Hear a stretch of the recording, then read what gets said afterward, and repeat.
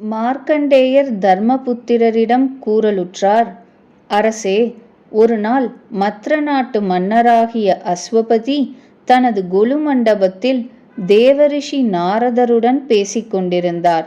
அதே நேரத்தில் அமைச்சர்கள் புடைசூழ எல்லா புண்ணிய ஸ்தலங்களையும் சுற்றி முடித்த சாவித்ரி தன் தந்தையின் மாளிகையை அடைந்தாள். அங்கு நாரதரோடு தனது தந்தை அமர்ந்திருப்பதைக் கண்டு இருவரது பாதங்களையும் பணிந்தாள். அவளைக் கண்டதும் நாரதர் கேட்டார், மன்னா, உங்களுடைய மகள் எங்கு சென்றிருந்தாள்? இப்பொழுது எங்கிருந்து வருகிறாள்? இவள் கன்யா பருவத்தை அடைந்து விட்டாள். அப்படியும் இவளுக்கு ஏன் இன்னும் திருமணம் செய்யவில்லை? அஸ்வபதி மகாராஜா பதிலுரைத்தார். சாவித்ரியை மணாளனை தேடும் வேலையாகத்தான் அனுப்பியிருந்தேன். அவள் இன்றுதான் திரும்பி வந்திருக்கிறாள். தாங்களே அவளிடம் எந்த மணாளனை தேர்ந்தெடுத்திருக்கிறாய் என்று கேளுங்கள். எல்லாவற்றையும் விவரமாக கூறம்மா என்று தந்தை உரைத்ததும் அவருடைய சொற்களுக்கு மதிப்பளித்து சாவித்ரி கூறினாள், சால்வ நாட்டில் தியுமத்சேனர் என்ற பெயர் கொண்ட கீர்த்தி வாய்ந்த அறம் தவறாத மன்னர் இருந்தார். பின்னர் அவர் பார்வை இழந்துவிட்டார். இவ்வாறாக அவர் கண்களை இழந்ததாலும் அவரது மகன் சிறுவனாக இருந்ததாலும் அவருடைய பழைய எதிரியான அண்டை நாட்டு மன்னன் அந்த சமயத்தை பயன்படுத்தி அவருடைய அரசை பறித்து கொண்டான். அதனால் அம்மன்னர் குழந்தையாயிருந்த மகனுடனும் மனைவியுடனும் காட்டிற்கு சென்றார். அங்கு கடுமையான விரதங்களை அனுஷ்டித்து தவ வாழ்வினை மேற்கொண்டார். தற்போது வனத்திலிருக்கும் அவரது குமாரரான சத்யவான் எனக்கு தகுந்தவர். நான் என் உள்ளத்தில் அவரையே கணவராக வரித்துவிட்டேன். இதை கேட்டு நாரதர் கூறினார், அரசே, மிகவும் வருத்தமாக இருக்கிறது. அடடா, சத்யவானை பற்றி தெரிந்து கொள்ளாமல் அவன் நற்குணங்கள் நிரம்பியவன் என்று எண்ணி தன் கணவராக நிச்சயித்து விட்டதில் சாவித்ரி பெரும் தவறிழைத்து விட்டாள். இந்த பையனின் தகப்பனார் உண்மை பேசுகிறார், தாயும் அப்படியே. அதனால்தான் அந்தணர்கள் அவனுக்கு சத்யவான் என்று பெயரிட்டார்கள்.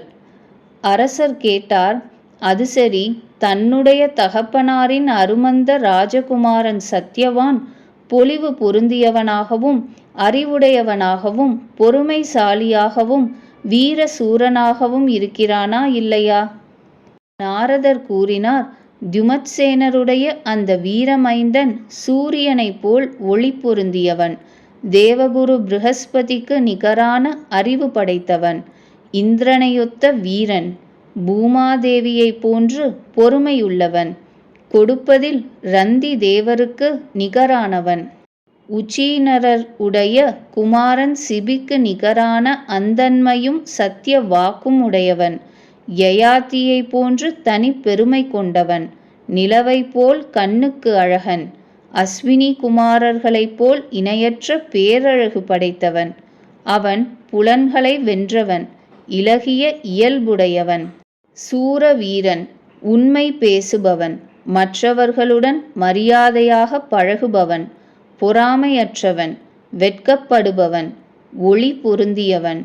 நேர்மை அவனிடம் நிரந்தரமாக குடிக்கொண்டிருக்கிறது என்றும் அவனிடம் அதனுடைய அசைக்க முடியாத நிலைபேறு ஏற்பட்டிருக்கிறது என்றும் தவத்திலும் ஒழுக்கத்திலும் சிறந்த அந்தண பெரியோர்கள் சுருக்கமாக அவனை பற்றி கூறுகிறார்கள். இவ்வாறு நாரதர் விவரித்தார். அஸ்வபதி மகாராஜா கூறினார், பகவன்னு, அவன் எல்லா நற்குணங்களும் நிரம்பியவன் என்று தாங்களே சொல்கிறீர்கள். அவனிடம் ஏதேனும் குறைகள் இருக்குமானால் அவைகளையும் இப்பொழுது எனக்கு தெரிவிக்க வேண்டும். நாரதர் கூறினார், அவனிடம் ஒரே ஒரு குறைதான் இருக்கிறது. அதனால் அவனுடைய நற்குணங்களெல்லாம் அமுங்கி போகின்றன. எவ்வளவு முயன்றாலும் அந்த குறையை நீக்கிவிட முடியாது. அதை தவிர அவனிடம் வேறு குறை எதுவும் இல்லை. இன்றிலிருந்து ஓராண்டுக்குப் பிறகு சத்யவானின் ஆயுள் முடிந்துவிடும். அவன் உடலை விட்டு விடுவான் என்பதே அந்த குறை என்றார் நாரதர். அப்போது மன்னர் திடுக்கிட்டு சாவித்திரியிடம் கூறினார், சாவித்ரி, இங்கு வாமா, பார், நீ மறுபடி சென்று வேறொரு வரனை தேடக் கிளம்பு. தேவரிஷி நாரதர் சத்தியவான், குறைந்த ஆயுள் உள்ளவன் என்று கூறுகிறார். அவன் 1 வருஷத்துக்குப் பின்னால் உடலை விட்டு விடுவானாம். சாவித்ரி உரைத்தாள், தந்தையே, மரம், கல் ஆகியவற்றின் துண்டுகள் ஒரு தடவைதான் அவற்றிலிருந்து தனியே போகின்றன. கன்னிகாதானம் ஒரு தடவைதான் செய்யப்படுகிறது. நான் கொடுத்துவிட்டேன் என்ற சங்கல்பமும் ஒரு தடவைதான் கூறப்படுகிறது. இந்த 3 விஷயங்களும் ஒரு தடவை மட்டுமே வாழ்வில் நிகழ்கின்றன. எவரை என் கணவராக ஒரு தடவை நான் நிச்சயித்து விட்டேனோ அவர் நீண்ட ஆயுள் பெற்றிருந்தாலும் குறைந்த ஆயுள் பெற்றிருந்தாலும் குணங்கள் பொருந்தியவரோ அல்லது அற்றவரோ அவரே என் கணவர் ஆவார். வேறு எந்த ஆண்மகனையும் கணவனாக ஏற்க நான் உடன்பட மாட்டேன். எந்த ஒரு செயலும் முதலில் மனத்தால் நிச்சயிக்கப்படுகிறது, பின்னர் வாய்மொழியால் கூறப்படுகிறது. அதற்கு பிறகு செயலாற்றுவதன் மூலம் நிறைவு பெறுகிறது.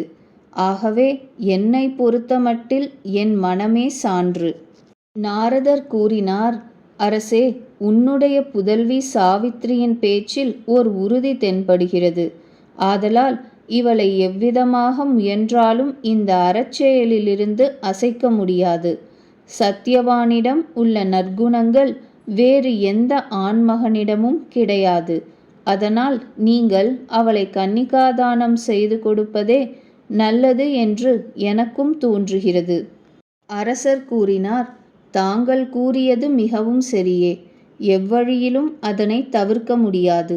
ஆகவே நான் அப்படியே செய்கிறேன். எனக்கு தாங்கள்தான் குரு. பின்னர் கன்னிகாதான விஷயத்தில் நாரதரின் ஆணையை சிரமேற்கொண்டு அஸ்வபதி மன்னர் திருமணத்திற்கு தேவையான சாமான்களை சேகரித்தார். முற்றிய அந்தணர்கள், புரோகிதர்கள் கூட எல்லா வேதநெறிச் சடங்கு வல்லுநர்களையும் அழைத்து கொண்டு ஒரு நன்னாளில் கன்னிகையுடன் புறப்பட்டார். மன்னர் தியுமத்சேனரின் குடில் அமைந்துள்ள புனித வனத்தை அடைந்ததும் அந்தணர்களுடன் சேர்ந்து கால்நடையாகவே அந்த ராஜ ரிஷியின் அருகில் சென்றார். அங்கே ஒரு சால மரத்தின் கீழே குஜாசனத்தில் அமர்ந்திருந்த பார்வையிழந்த மன்னர் தியுமத்சேனரை கண்டார். அஸ்வபதி மன்னர் ராஜரிஷியாகிய தியுமத்சேனரை உரிய முறையில் மரியாதை செய்து அடக்கமான சொற்களில் தன்னை பற்றிய விபரங்களையும் அவருக்கு கூறினார். அறமறிந்த ராஜரிஷி அர்க்யமும் ஆசனமும் அளித்து மன்னரையும் அவருடன் வந்தவர்களையும் உபசரித்தார். கூறுங்கள், எதன் பொருட்டு தாங்கள் இங்கே எழுந்தருளியுள்ளீர்கள் என்று வினவினார். அப்போது அஸ்வபதி மன்னர் கூறினார், ராஜரிஷி அவர்களே, சாவித்ரி என்ற பெயருடைய அழகிய புதல்வி எனக்கு இருக்கிறாள். இவளை தாங்கள் தங்களது நெறிப்படி தங்கள் மருமகளாக ஏற்றுக்கொள்ள வேண்டும்.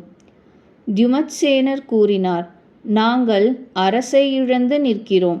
இங்கே காட்டில் கட்டுப்பாடுகள் நிறைந்த தவசிகளைப் போன்று வாழ்க்கையை கழித்து வருகிறோம்.